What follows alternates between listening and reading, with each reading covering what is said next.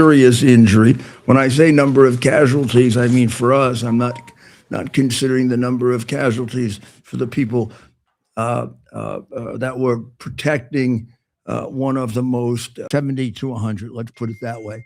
I don't think it's been fully 70 to 100. Let's put it that way.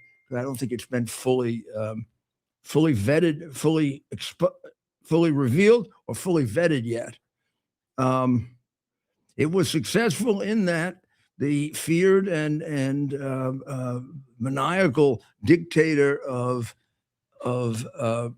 Venezuela is removed.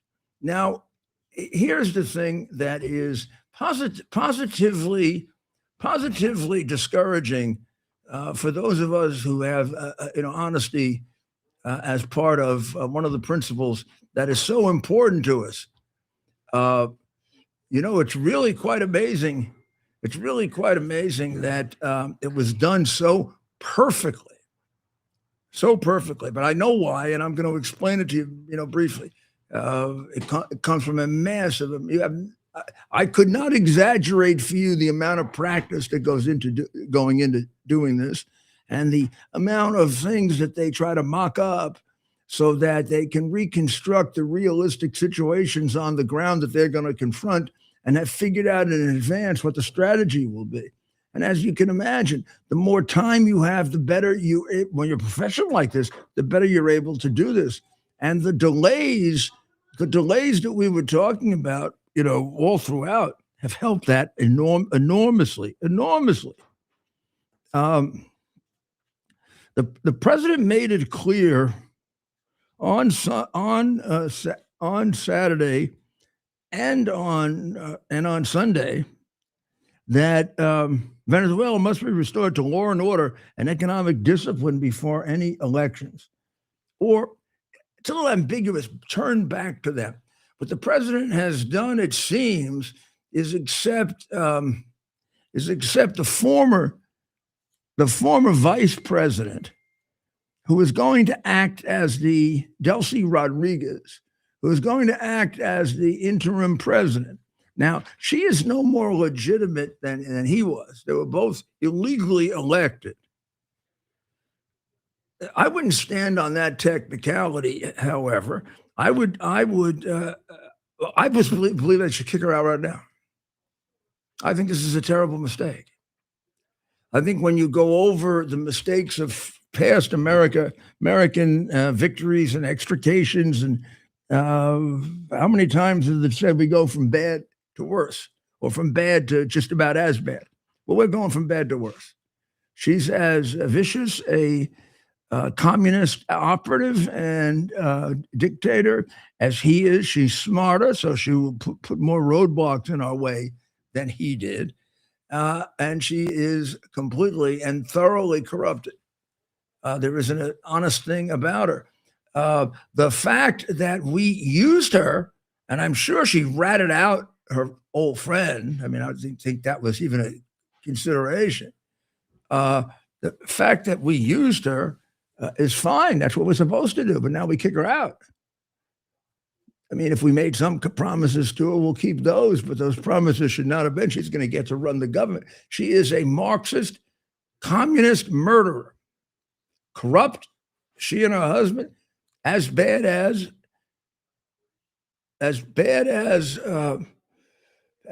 him, as Maduro, but shrewder and smarter and potentially much more dangerous. So I don't see how we get through too much more with her there. She was very hostile when she first became freed away after she stopped talking to whoever the hell she was talking to. And then this morning, she apparently said conciliatory things to the president. But that isn't the standard here. The standard here is we got to be absolutely certain that the person is realized the horrible conditions within the country is not going to have them return. She's just the opposite. And the worst part is, as far as I know, the rest of the operation remains intact.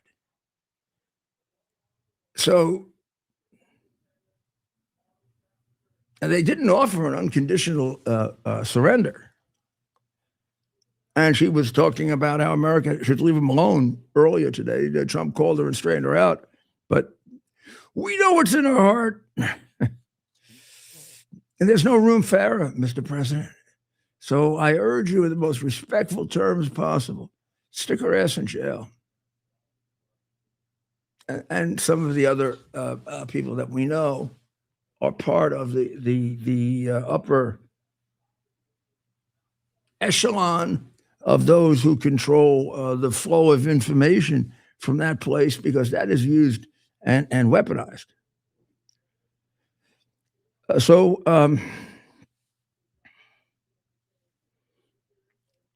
Rubio now after the president recognized it, Rubio on ABC's This Week did walk it back a bit. He said, "We don't believe that this regime in place is legitimate via an election. That's not just us. It's 60 minutes, 60 some countries around the world, okay, have done the same thing. 64 countries around the world have done the same thing as they have done. So I would say that taking the vice president of an illegitimate country is not the wisest thing we could have done, and it does give you an eerie feeling of the mistake we often make about, we go from bad to worse. She's a longtime socialist and ally of Maduro, along with her brother Jorge. And he presides over the Congress of Venezuela. She has ruthless ambitions. She uses Machiavellian tactics. There's nothing said about her. She's a powerful figure and would be able to increase oil production.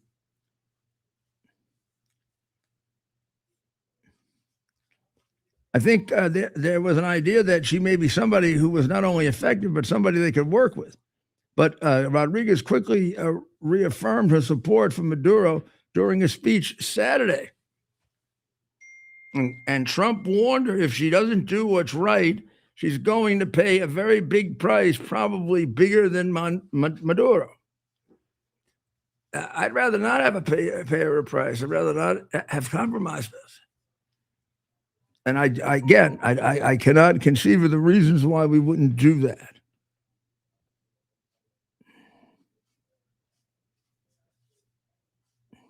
So while he's in jail for whatever period of time, don't fool yourself. The country's being run by Chavistas, followers of Hugo Chavez.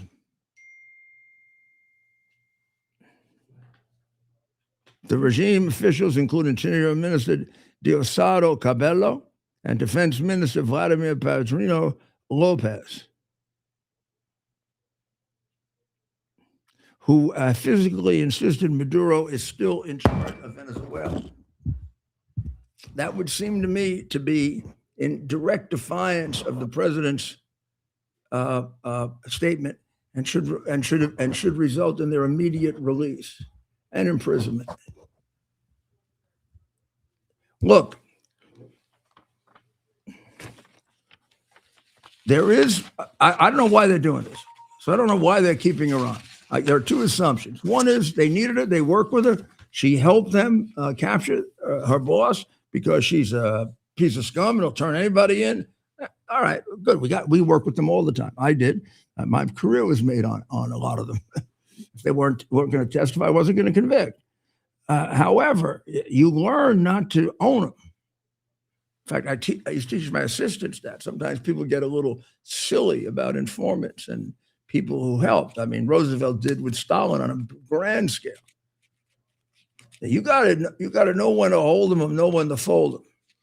Oh, you can be real nice to her. You don't promise her anything quite outright, but you can be really nice to her. You give her all kinds of expectations. Let her give up his ass, get rid of him, and then get rid of her because she's no better.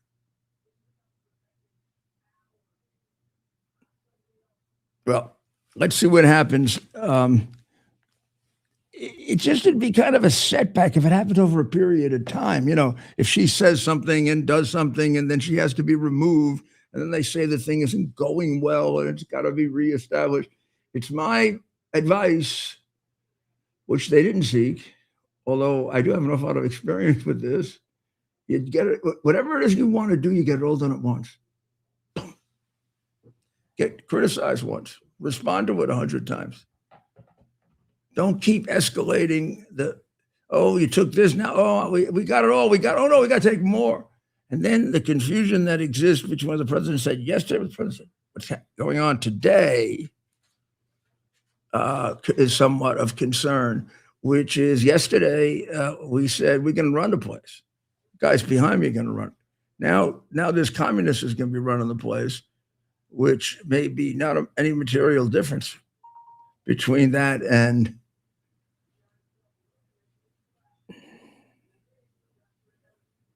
so we'll have to see. Well, we have on the line. Yeah. We have on the line Carmen Maria Montiel, who is a former Miss Venezuela, and she's a Venezuelan American. Yes. Before, know her, and running for Congress in the great state of Texas. And I am extremely excited about your candidacy, Carmen.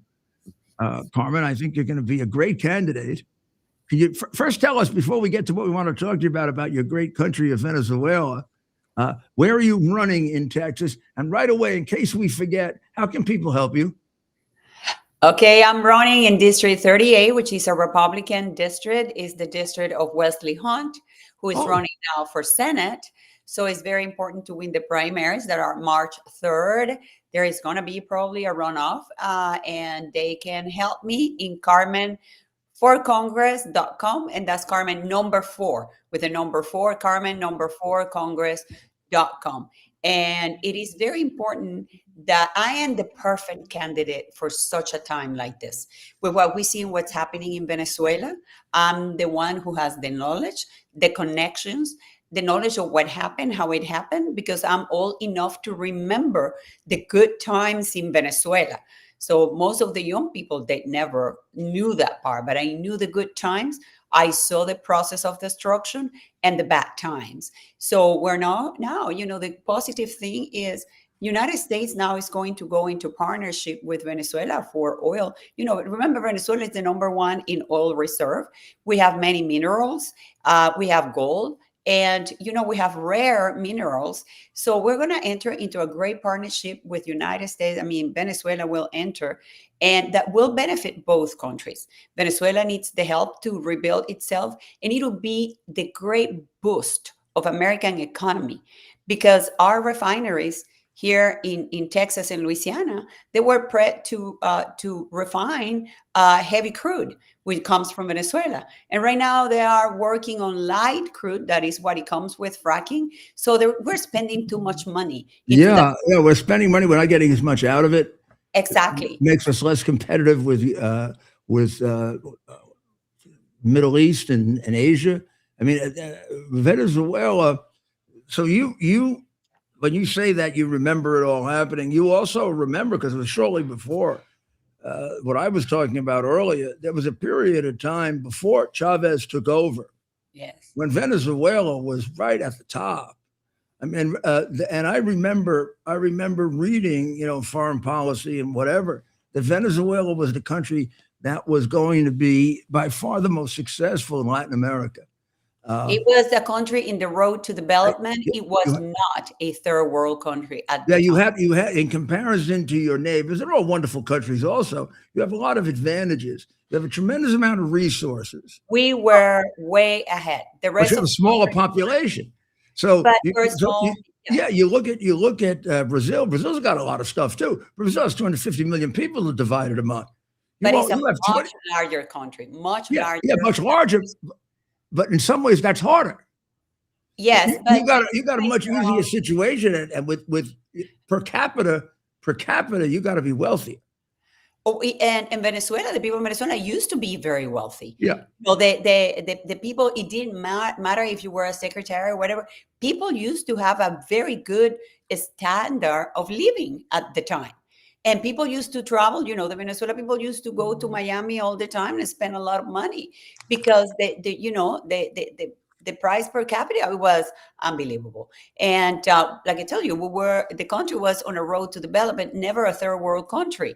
So, and it was very Americanized because all of the headquarters I know the community well. You add were in 100%. Venezuela.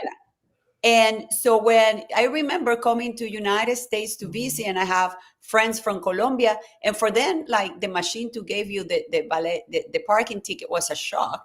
And not coming from Venezuela for us, because we already have that. It was a country that was very Americanized, very advanced.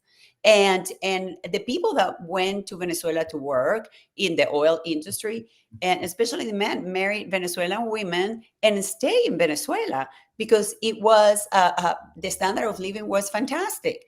But let me tell you that the problem was that before Hugo Chavez, there was 40 years of a so-called bipartisan democracy, but the two parties were socialists. So it was a social democracy. It was really what it drove to what happened electing Hugo Chavez to be elected.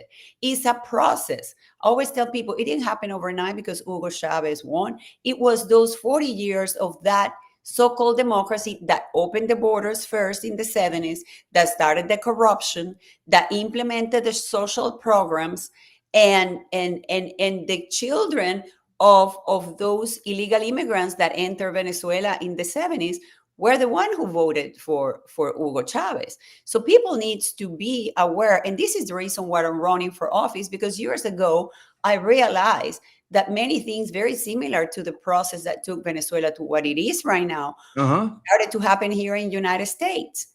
And we're there. We have had the border open for like 40 years, and then Biden reopened it during his administration, which is like when Hugo Chavez took power, he reopened it, the border, and started flying in people from China and the Middle East. So that was completely negative and destroy the country. And what happened is they don't know how to manage oil. They fire, because the oil people went on a protest against Hugo Chavez. They fired everybody, and the oil production went down, and they thought they were going to survive. And I always tell people, communism, the problem with communism is they always run out of money because they produce nothing and they steal a lot. And that's what Now, happened. when did you leave Venezuela? I came to United States in 1988 to come to college to further my Now, in 1988, what were things like in Venezuela? things were, economically very well, but crime was starting to be a major problem. Right. Yes, But crime. economically, you were still in that situation where you were ascending and you were considered you would go to the top. Yeah, we still were, And Venezuela still was at the top. people must have been very good about Venezuela and very good about themselves. Correct? Well, and everybody thought in Venezuela that we were on top of everybody in Latin America, and probably the Venezuelan people got a little bit cocky because of the situation. It was a Now, very good economic situation. tell me about being Miss Venezuela. Well, and I was Miss Venezuela in the best time, in the golden years, in the best absolute Wow. time. And the productions for the show were even better than Miss Universe production. And it was a time that it was really a family affair. All the parents and the siblings of every girl that was running in the pageant, it was a family affair. And the honors were, it still are, a network in Venezuela. It's called Venevision. So automatically, when you won, I got a contract to work in Venevision, and that's how my television career started. I'm a journalist. I know that, and a very good one. Yes, and so I studied arts first, and then I started communications, and that's what I came to United States to finish. In that one, it looks like you're performing. Well, no, that's when I'm introducing myself. Oh, okay. That It looked like Miss you were singing. It looks like you were singing. No, Do you that's what I sing? say. My name is so, and that's the Miss South American pageant that I won. I went to I Miss see. South America, I won it, and then I went to Miss Universe, and I got second runner-up. And it was a great time. And still, when I came to United States, it was a great time. And the time and the plan was to return. But while I was here, it Oh, was when Hugo so I'm Chavez sorry, but you came here for education? Is that it for your education? for education, and the plan was to go back. But during the time I was here, it was when Hugo Chavez tried to overturn the government twice, and the crime got even worse. So I decided to Mm. stay, waiting for things to get better. And as we all know, it didn't. And so I stay always legally. And I've been in this country for 37 years, going into 38 years. Where This is home where to where me. have you lived? I live in North Carolina, Tennessee, and Texas, Houston, Texas. Houston is home to me. Yeah, Houston. I used to spend a lot of time in Houston. My law firm was there, Bracewell Giuliani. I like Houston very much, but it's deteriorated quite a bit since I I know. first. I used to see you at the Houstonian Club. Pardon me? I used to see you at the Houstonian Club. You did? That's good. Small world. But how are we doing? How are we doing politically? I have to ask. I mean, I love politics, and I know. Which one are you talking, Venezuela or my race? Isn't Because that good? Isn't that good? Okay, let me ask you the question I have to ask you, which is this idea that he stayed with Delcy. Now, I'm not happy about that. no, I don't. nobody's happy, but I I have got I the have a certain reason. theory about these things, and I've done this myself. And you should know, I've been working in Colombia and Venezuela since 1978. I have 2 contracts put out by the FARC to slit my throat. They tried to kill me once. Oh, I bet you were. So I have a lot of experience. I have a lot of experience there. So I'm not like talking just on top of my head. She's a stone cold killer. Well, I'm going to tell you what's the deal. I don't trust her. I use her, great. She Use should her, not use her, be use her all you want, and then kick her out. No, she's going to be kicked out. I understand. Let me explain you the why. Yeah, she is probably a worse criminal than Nicolas Maduro. Her father was a criminal and was a guerrilla, and her father kidnapped uh, uh, um, what was the president of Owens, Illinois, William Niehaus. I don't know if you know, back in the Yes, 70s. yes, I So remember. her father was a guerrilla man. Gosh, I remember that now. Thank you for saying that. Their father is the father of Delcy Rodriguez and Jorge Rodriguez. And he got killed when they were interrogating him to find William Niehaus. But Owens, Illinois paid the bounty, and nobody ever found the bounty. And they're very well educated. So now we know where their money is. But the mother later married Carlos El Chacal. That was their stepfather. Do you know who Carlos El Chacal is? Mhm. So this woman was her biological father was a major criminal, and the stepfather was another criminal. So this is where they're coming from. So you cannot expect anything good coming out of them. But the reason that I understand President Trump, why he's doing this, he cannot do this and create a power vacuum. Because it'll be worse. And the reality is the army, the armed forces has been bought by the regime. They have given the armed forces businesses. So if they were to just completely take them down, whoever they put, they will be overturned within 24 hours. So I understand United States needs to complete the work, see what they're going to do with their armed forces. And I know they're eventually going to, not only they're going to take, they're going to charge her with her crimes. It is believed that she has way more crimes than Nicolas Maduro, but she is the useful idiot for the moment, if she thinks that she's going to get away lying to United States. But they cannot. Huh? Yeah, so you think it'll be done piecemeal? Yes, it needs to be done peaceful. Eventually, you got to. I mean, you have to strike a happy medium. You can't do what you did in Iraq, which is to throw out everybody, throw out the bus drivers. That's ridiculous. The poor bus drivers don't know. They don't know what the hell's going on. But you also have to get rid of the regime. Yes. And because if you don't get rid of the regime, these are very crafty people, communists. They'll just come right back, and in 5 years, they'll be exactly where they are now. So it's a very delicate. Remember that Diosdado Cabello, there have United States imposed charges on him with a bounty. The bounty on Diosdado is $25 million. And Vladimir Padrino, who is the Secretary of Defense, he also have criminal charges with another bounty of 25 million and some other people. So they need to go, but the problem is the army. And that's why the army have never defended, as the Constitution says, defended the people of Venezuela, because they've been bought up. They're doing business. So They're are doing they? like So oil. where is the army right? And where are their loyalties right now? Oh, to them, because they're making a lot of money thanks to the regime. So their loyalty is to the regime. And that's why one of the things they attack, the day they attacked, which was an incredible operation. Let's give it to our armed forces and President Trump. That was a beauty. Brilliant. It was impeccable. Not one life lost. The lives that were lost, like the Cubans that they needed, which is the ring that gave protection to Nicolás Maduro, they are gone.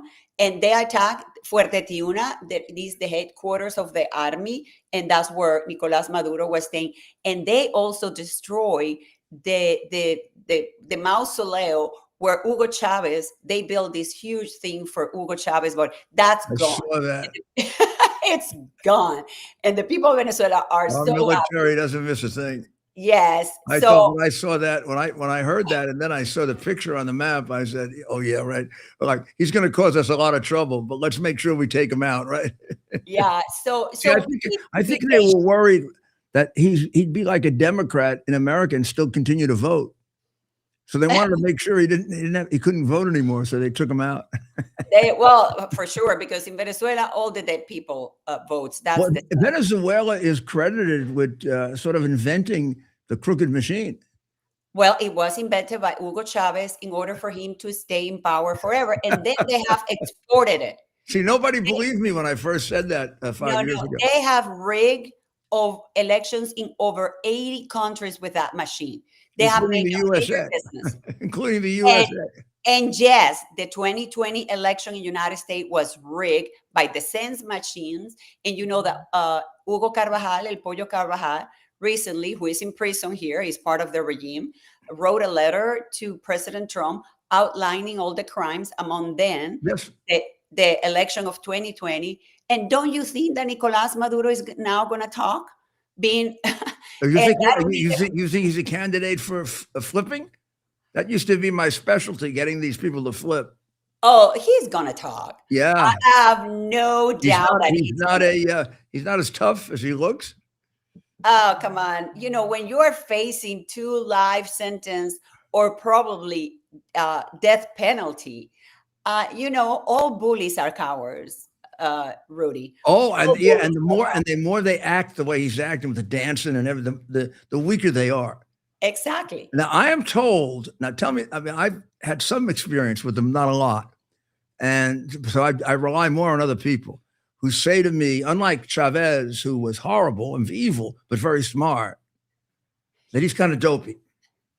Well, listen, and that his wife is the brains.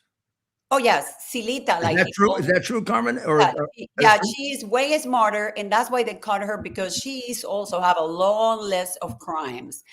But he's not. Don't buy him. He's such an idiot, because that's what the communists sell. They sell all of their leaders like they are idiots. Right. And that's just a propaganda, so people feel, oh, poor thing, he's an idiot, and he appeals to the less educated people. But no, I have heard that people say he doesn't have education, but he went to Cuba and got educated. And I have heard that he learned English in Chicago, that actually he speaks English like the African American people in Chicago. I have heard. I cannot confirm that. But he arrived, when he arrived, he was wishing people Happy New Year and all of that. Yes, he was wishing them Happy New Year and trying to be very friendly. Compared to jails and prisons in America, I used to be in charge of prisons a long time ago under President Reagan. They were much better then. This one gets very bad. He's in a prison. The one in Manhattan where Epstein killed himself is, in fact, I guess it's a bad luck prison, but it's a much better prison. This one is very big. It's more like a state prison than a federal prison. Everybody there complains. And he's got some pretty famous people there. He has Diddy, Well, Diddy is there, and Mangione, the guy who became a big yeah. hero. He's the hero killer. So he Well, got let me tell you, some one of friends. one of the things of the people of Venezuela, if they're humor, and you have no idea the means with Didi and Maduro. I have seen them, and they are perverse. They're terrible. They're terrible. And Imagine if Epstein was still there. yeah, there are, and that's possibly the reason why the Venezuelan people have been able to endure these 27 years of this regime that is very Oh, difficult. you have very good. I have a lot of Venezuelan friends, even people going back to. I mean, they started coming over like in the 80s. You have people coming over since the 80s.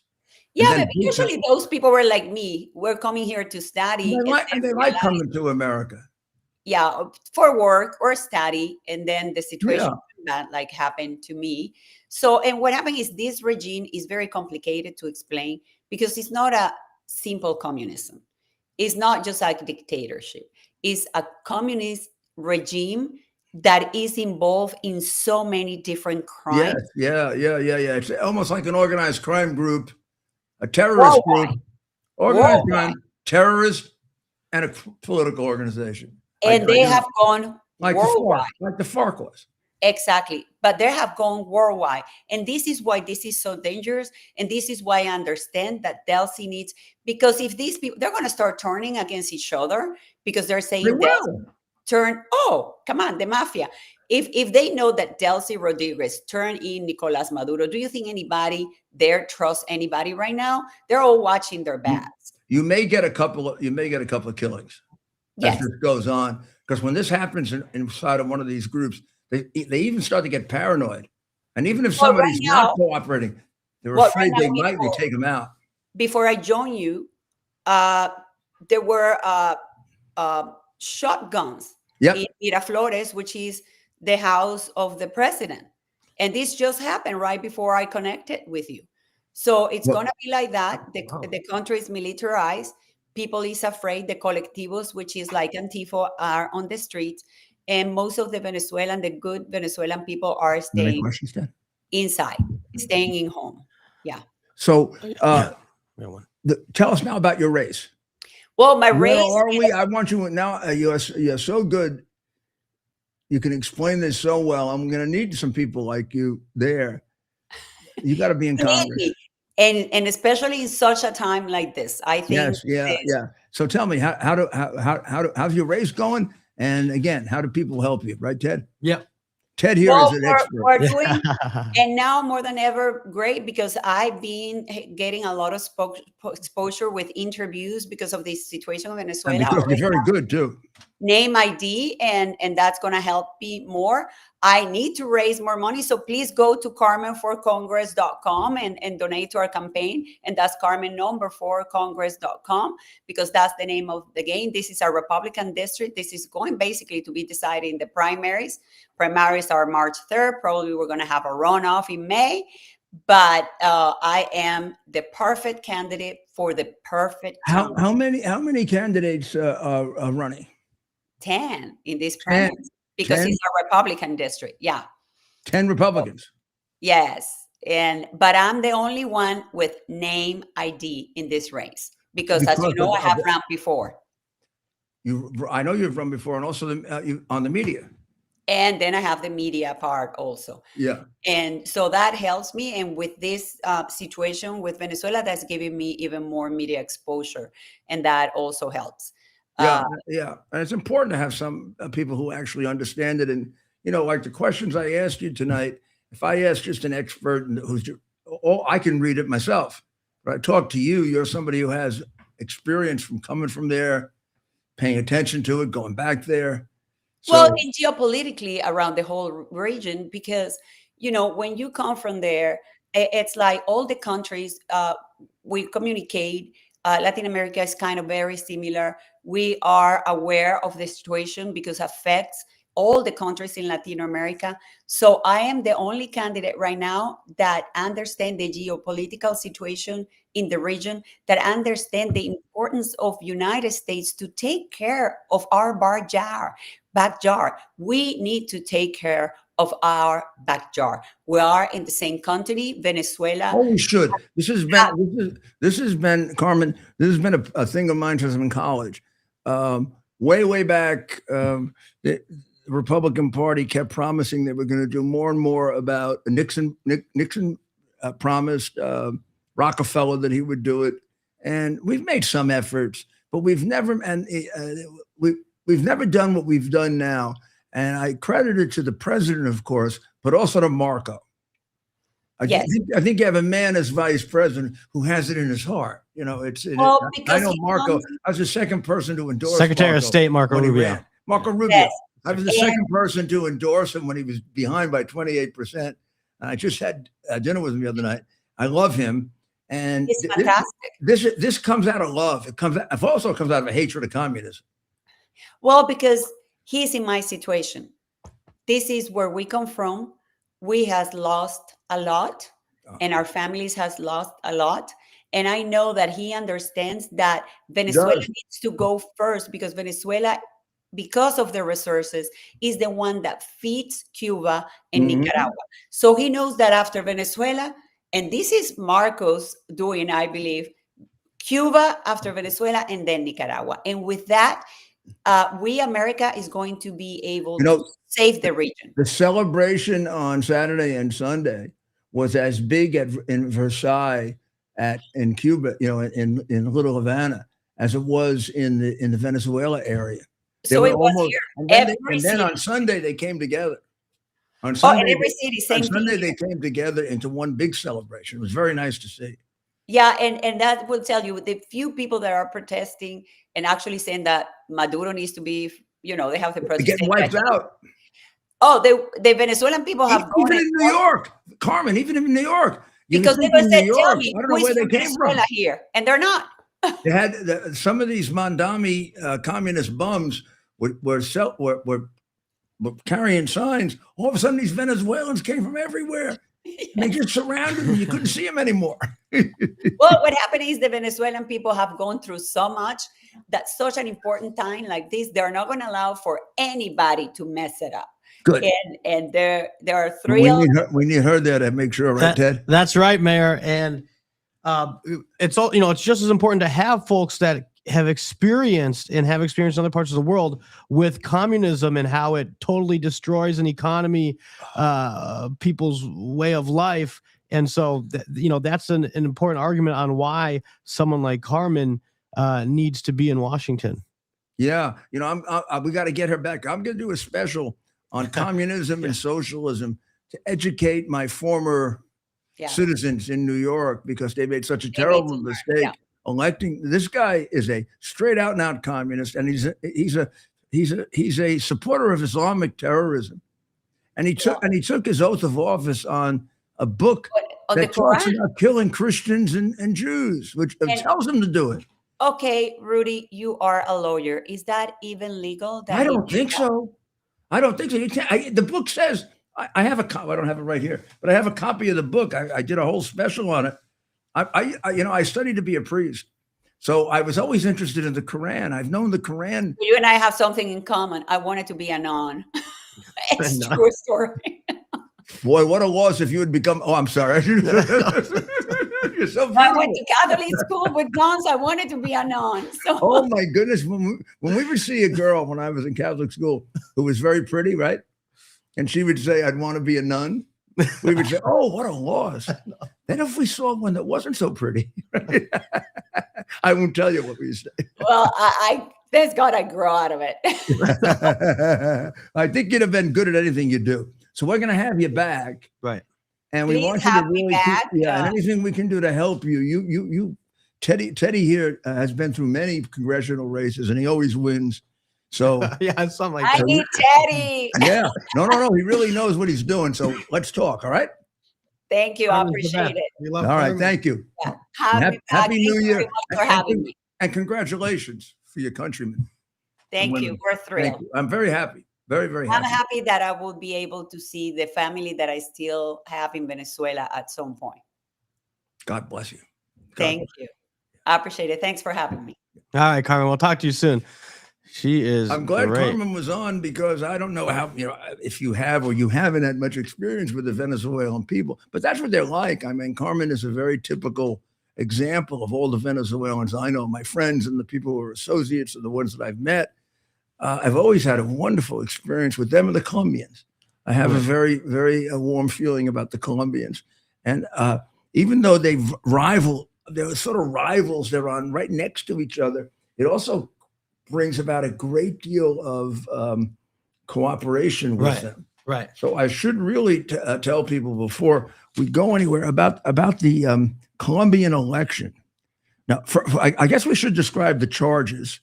I know we did it before, and I haven't had a chance. I've had a chance to read the indictment in great detail right now, but I have to tell you, I didn't learn much more after reading it on Friday than I did over the weekend, because it's not a very deeply informative indictment. It's more categories and generalities, which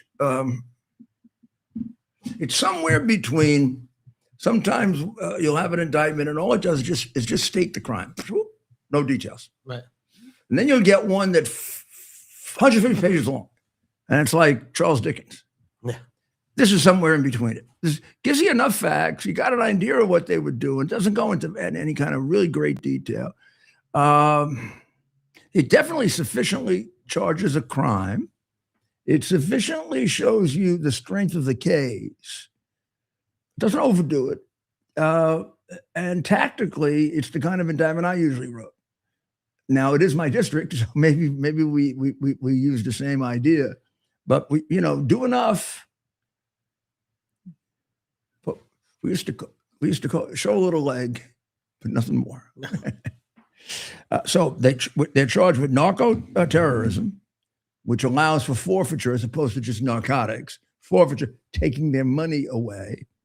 Drug trafficking, money laundering, and possession of machine guns and destructive devices. Now, if you just limited yourself to convicting this guy and his wife, as far as what Carmen is concerned about, I'm not sure you're going to achieve her objective. The organization will, in 2 years, be stronger. The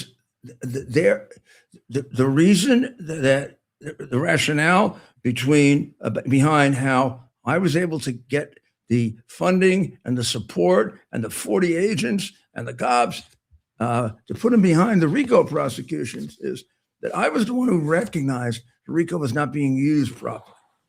So for years, the mafia grew in America, and it grew and it grew and it grew and it grew. And it was like Venezuela. Remember, they were going to have their own country. And for a while, there weren't prosecutions. But the biggest problem was not that there weren't prosecutions. The biggest problem is the prosecutions didn't accomplish very much, even when they won. So they convicted. One of the biggest convictions in New York before I came along was by a U.S. attorney who ran for president also and lost, Tom Dewey, and he convicted Lucky Luciano. So you would think it would take down his family. Lucky gets convicted, Lucky goes to prison. Frank Costello takes over. They lost some money on Frank, but meanwhile, they lost some money on Lucky. Meanwhile, Frank was as good a businessman, maybe a better businessman, not quite as tough as Lucky, maybe shrewder and smarter. And Frank is the one who is responsible. They all have some of this, but there's always like one that was the key to it. In The Godfather, when you hear the statement, but the Godfather has all those judges and politicians in his pocket, and he doesn't share, and that's not the sign of a friend.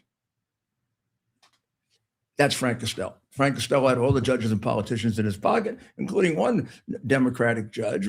I told you, the Democratic Supreme Court in New York for most of the 170 years has been like this. hold your nose when you're near him, and keep your hand in your pocketbook and your wallet. So Frank was the guy with all the judges and the politicians in his pocket. So what good did it do? You know what good it did to do? Get lucky. They were able to commute him or suspend him or pardon him or whatever, and send him over to Italy to help America fight the war. And he was a hero. He pretty much avoided our having to go through Sicily and Calabria. Just be careful. We were able to invade, skipping a whole portion of Italy, a tough portion of Italy. We were able to invade in Salerno, and it made the invasion much easier, and it made the casualties much less. And that was all due to letting Lucky out on a. I mean, I'm not sure, but I guess it was a commutation by Roosevelt, approved by his opponent, who had been his prosecutor, Tom Dewey. And it was a little controversial, but he actually came through. But the reality is, as far as the mafia is concerned, they lost their strongest guy, one of the guys who invented them, and they went from good to better to best. Because as you got rid of people, you would just help. They're going to be replaced anyway. So if you just get rid of Maduro and his wife, this will be all taken care of in a few months. There's got to be a lot more penetration. The upper echelon, the guys calling the shots, they got to all go out. They're not going to change their ways, Mr. President. They're not. Even for you. They'll just tell you that. That's why you got out of her 2 statements. You get a lot more than 2 statements. And meanwhile, who knows who she's going to have killed in the next couple months, right, so that she can protect herself. She's that kind of power. This is told you, this is a stone cold killer. So here's the indictment. If you want to read it, you can. I just organized it for you, and I do believe it's going to be superseded again with one that is more akin to what they want to prove. Might take a while. I think they're going to try to get more evidence. They don't need it. They got a good case, but they'd be stupid not to. A process like this, if they arrest a lot more people, should produce a lot of whistleblowers. It should. Nobody wants to protect this guy. The only reason they're going to protect him if they think he still has life in some way, which this recognizing of his number 2. Please, I know I've said it. I'm going to say it only one more time. It was a mistake. Faster it's undone, the better we are to avoid our usual mistake. Our usual mistake is because our intelligence services, my respect for our intelligence services is as good as the 51 spies who lied. You must realize that, right? Yeah. I remember telling the president once, right at the beginning, when we were joking around, the FBI tells you to do something. There's a really way to be successful, like the other presidents weren't. Look at it and do everything opposite, and it'll work out fine. That's an exaggeration. They do get some things right. They get other things remarkably wrong, and they pick the wrong horses very often. I mean, it's playing itself out right now in Iran. The Shah was thrown out in the 50s. They had elected Mossadegh, who was a bit left, not a communist, but a bit left. But gave him a chance at a democracy. And Mossadegh wanted the Shah to be a figurehead monarch. You know, like let's do it the English way. And there's even talk that the Shah might have accepted it, but the British wanted to keep their control on the oil. The Americans went along with them because I think it was a weak Truman at that point. And they put the Shah back. And it went from bad to worse. People started to hate him with the Savak, the secret police. He started killing them and putting them in prisons. So let's see. I told you that the Florida crowd shouted down. The Florida, even the Venezuela crowds here in New York shouted down the boy mayors protesters, the ones supporting the boy mayors. It is now. It's impossible for me to say this. I'm just going to say it. I spend a lot of time on it. You either are smart enough and have learned enough, and you can separate yourself from your emotions enough to understand how true this is, but you're just not able to do it. Right. The fact is, the Democratic Party now is the party of criminals. Every criminal that comes along, they're in favor of the criminal. Now, this guy, it's just absurd. I got to play it for you just to prove it to you. I hope I don't have to prove it to you.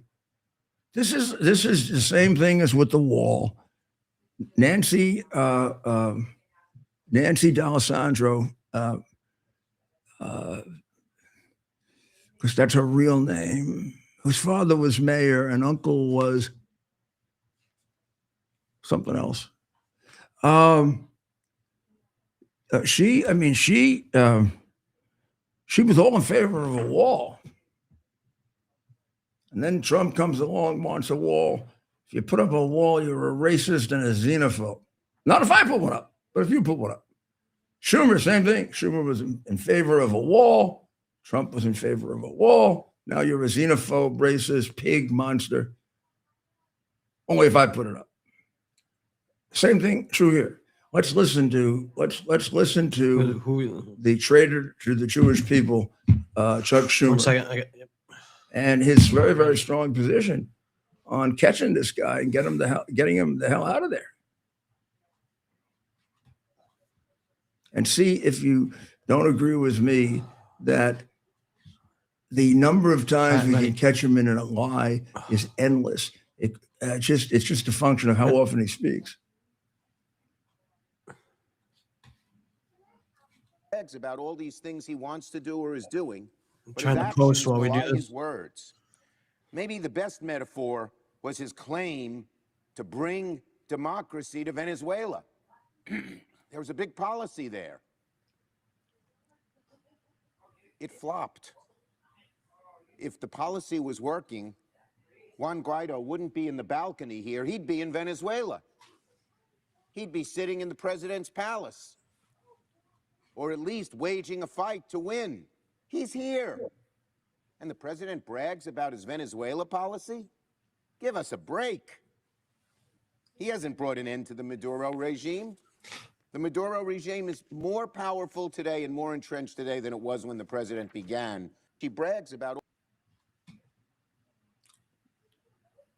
Well, then you would expect, if that man were anything approaching it on a little call yesterday, congratulations, Mr. It took you a while, but you got him. Instead, what we get, I don't even know what we get. It was illegal. You shouldn't have done it. It's terrible. It's unfair. Oh, God almighty. Right. Well, what do you expect from a guy who can't even stand up for his own people? Right. Now, let's show. I mean, this is all of them. Do we have Chris Wright, too? Chris Murphy. Murphy. Yeah, Murphy. Oh, yeah, the guy from Connecticut. There's another bozo. Well, we have well, he said this on Twitter. Oh, he did. He didn't say it. He didn't say it out loud. This is 2019. We'll put this up. This is Murphy. If Trump cared about consistency, he would make the realist case for intervention in Venezuela. I thought it was illegal to do. He just said getting rid of Maduro is good for the United States, rather than trying to pretend his administration all of a sudden cares about toppling anti-democratic regimes. Let's see Chris Murphy today. He literally says word for word, getting rid of Maduro would be good for the United States. Let's see what he said.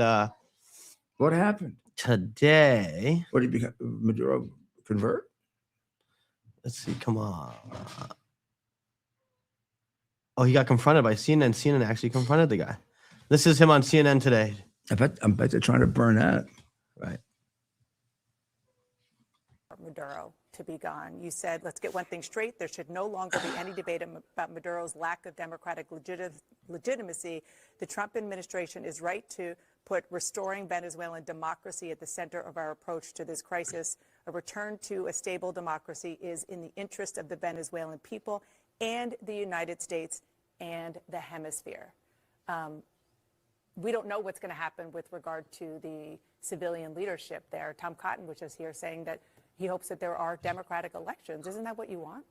Well, the rest of that article right, was a criticism of President Trump's early moves to saber rattle around regime change. He doesn't really answer it. Sorry, that was a bad example, but the guy doesn't. They didn't really. That wasn't a tough. No, they didn't hold his no, feet to the no, fire there. Right. Okay, so that was a misleading But there are a lot headline. there are a lot of other Democrats, if we go dig them up, that were very much in favor of getting rid of him, criticizing Trump for not doing enough, and now he does it, and Trump is guilty of a crime. Right. Well, let's make it clear also, they are just completely lying about it being a crime. There are a lot of statutes. Let's pick the one that everybody talks about all the time, the Posse Comitatus Act, which goes back to the 18th century. So the Posse Comitatus Act says you cannot use police in domestic law enforcement. Now think, what did I just say? You can't use the police in domestic. You can't use the military to substitute for the police in domestic law enforcement. It didn't say you can't use the military outside the United States in law enforcement, did it? So the protection that was created by the Posse Comitatus Act is for the people of the United States, so that we don't confuse the role of police and military. There was never any limitation placed on what they can do overseas, which there are some limitations. They're very minor, but nothing like that. So the president pretty much can use them overseas in a responsible way, the way he has to. So if agents have to do a very, very complex arrest, and the military has the resources to make it easier and safer for them to do it, the military can definitely participate. And we've been doing it forever. And they're making it into impeach him and do this. I mean, what terrible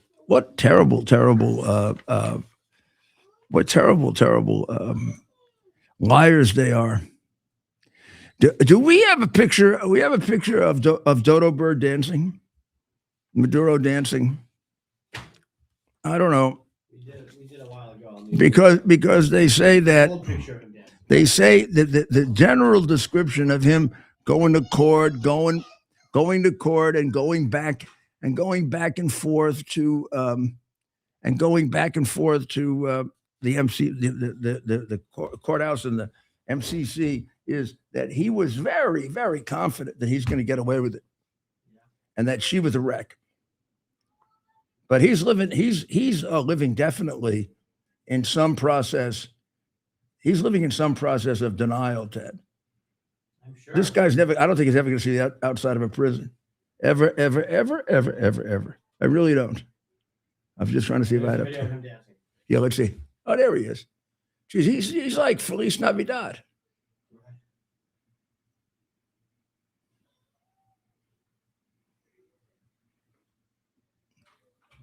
God almighty, he looks like he's doing some kind of a rehab from a terrible injury. Right, that's some bad dancing, but there's some reports to that. That was President Trump. That was it. When President Trump saw the dancing, that was one of the final straws. That final straws what? To go in there and arrest him. Oh, he thought he was a jerk? Yeah. The prison that he's in is one tough prison, the MDC, so he's not getting it easy. Where is he? I thought he was in Brooklyn. He is. It's a much bigger prison than the MCC, where Epstein committed suicide. I guess they don't. He's a little. I mean, even if you want to buy Epstein committing suicide, he's a little too. This guy'd be a little too tall to commit suicide in the MCC. Right. He's a lot taller than Epstein. Right. So let me quickly go through these items that people need to know, and then we're going to send you over to listen to Dr. Maria. Back on Lindell TV after a short vacation. We're not going to call. Yeah, well, Christmas vacation. A religious vacation. In observance of the religious holiday calendar of the birth of our Lord and Savior Jesus Christ. Right. How about that? So Chevron's trying to work it out to return to Venezuela, and there is a real benefit. We will get this much higher quality, which means you get more value out of the Venezuelan coal back on the market. Mm-hmm. Should mean a reduction in your oil, your gasoline prices and your oil prices. And the protest that they were trying to do in Times Square turned into a protest in favor of the overthrow of the damn communists because they just overwhelmed the Mandani communists.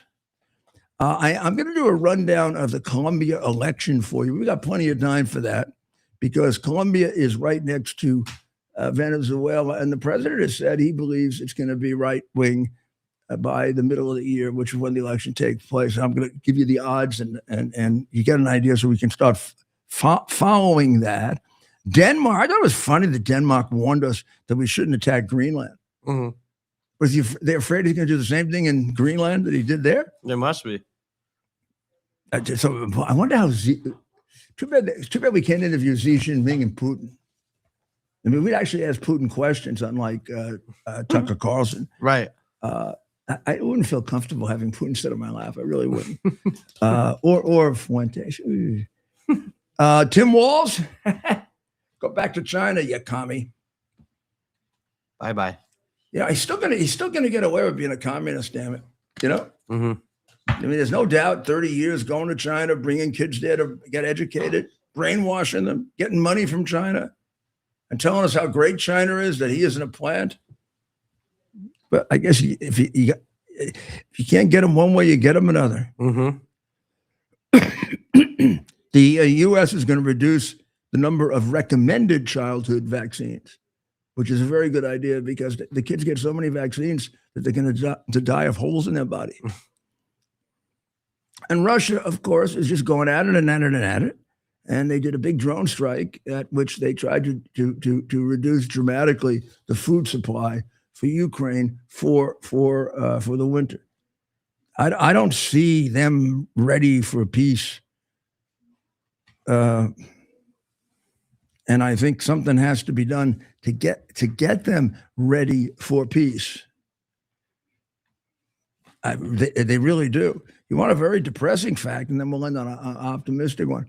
56% of voters feel comfortable voting socialist in New York. Some 56% of city voters support Mayor Mondami's brand of democratic socialism, while 39% are opposed to his freebie-filled agenda.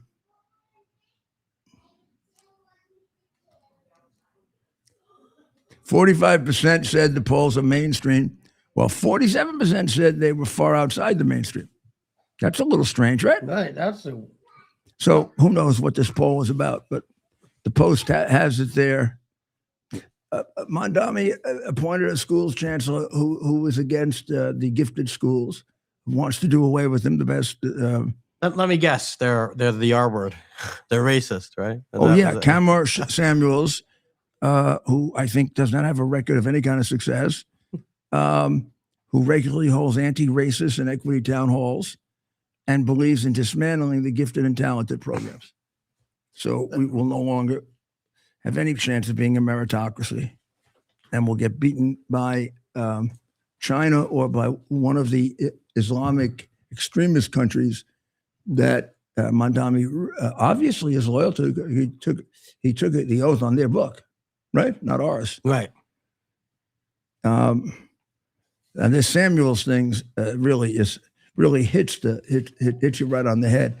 Then he put in someone in charge of housing who is in favor of what is she in favor of? She's in favor of rent control, which destroys housing.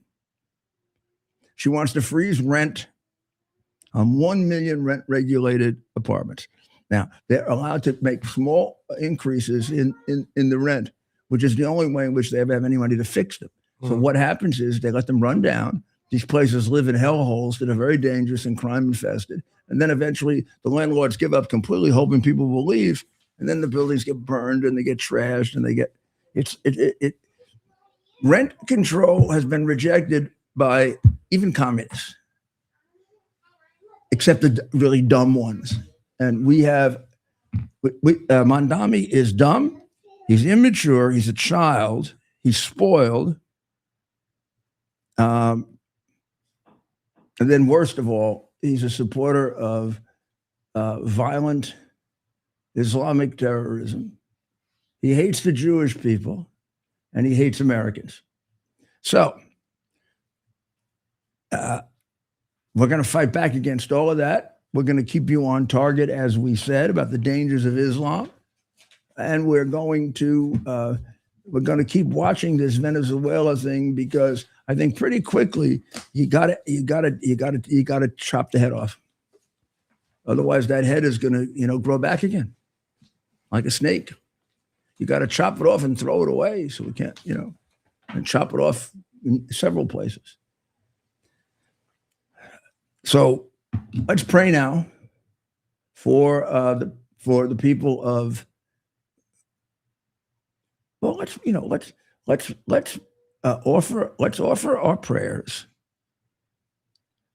for the people of Venezuela. We haven't had a chance to do that except once, and of course for Israel and Ukraine, and also for Iran, where we haven't talked about, but we will tomorrow night. We'll catch up on that tomorrow night. More developments, and don't be surprised if something doesn't happen there too. And we'll give you an idea of the president's perspective on that too, because we had a chance to talk to him about it. So you have a great evening. Go over to Dr. Maria now on Lindell TV, and come back to us tomorrow. We'll be ready for you. This is Rudy Giuliani. We're going to all together say, God bless America. It's our purpose to bring to bear the principle of common sense and rational discussion to the issues of our day.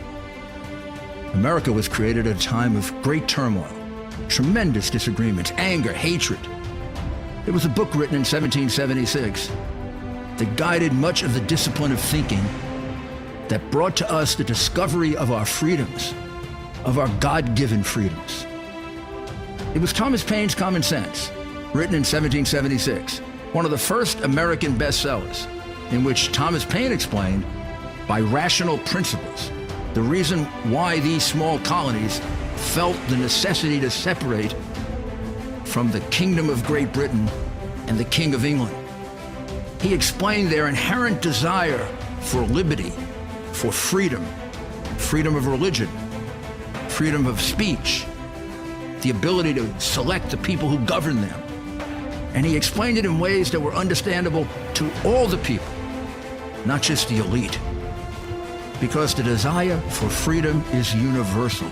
The desire for freedom adheres in the human mind, and it is part of the human soul. This is exactly the time we should consult our history.